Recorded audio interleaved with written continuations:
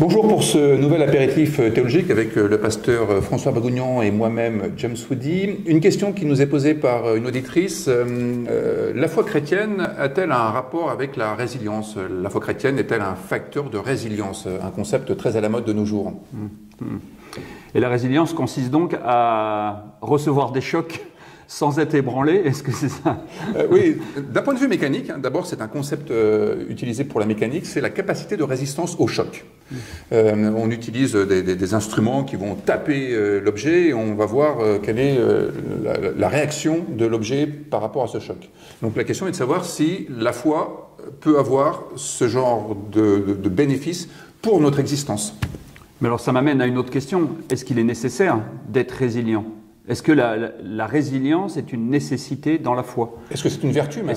Oui, parce que peut-être que résister au choc que l'on reçoit n'est pas la bonne réponse non plus pour pouvoir traverser ces épreuves que l'on pourrait... Oui, vous voulez dire, on pourrait même appliquer cela à Dieu. Est-ce que Dieu est résilient au sens où Dieu serait impassible?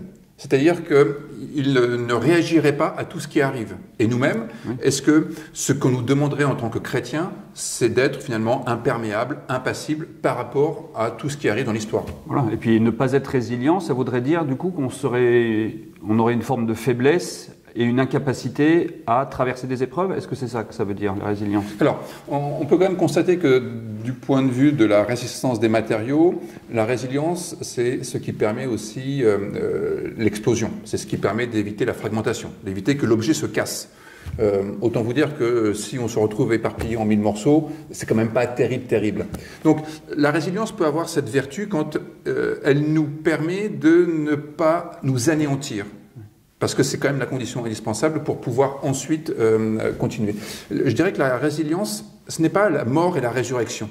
Mort et résurrection, c'est anéantissement et résurrection avec une métamorphose de notre existence. Là, c'est la capacité peut-être à recevoir quelques coups sans que ça ne nous anéantisse pour autant.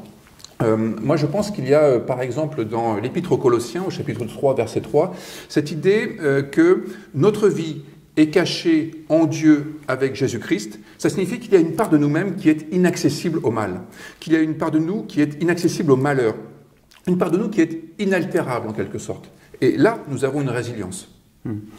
Mais ça me fait penser plutôt à de l'endurance, parce que dans l'épître de Jacques, il parle beaucoup d'endurance plutôt, d'endurance de la foi. Donc être capable de recevoir peut-être ces coups justement, et en étant endurant, on devient de plus en plus fort et peut-être de plus en plus résilient. Oui.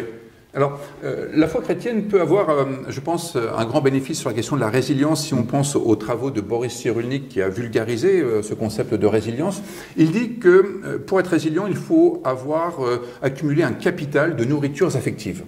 Et la foi chrétienne, qui place en son cœur la question de l'amour inconditionnel de Dieu, mais qui se médiatise à travers l'amour dont les uns et les autres sont capables, est une manière d'offrir à quelqu'un ce capital d'affection dans lequel il pourra puiser lorsque c'est dur. Ce capital d'affection qui lui permettra de se rappeler qu'il est quelqu'un qui a de la valeur quand il a l'impression qu'au fond, il ne vaut plus rien. Et donc, dans une certaine mesure, l'amour agapé qui est au cœur de la foi chrétienne est quand même un énorme facteur pour pouvoir être résilient et faire quelque chose de ce qui nous arrive, y compris de la fin d'un apéritif théologique.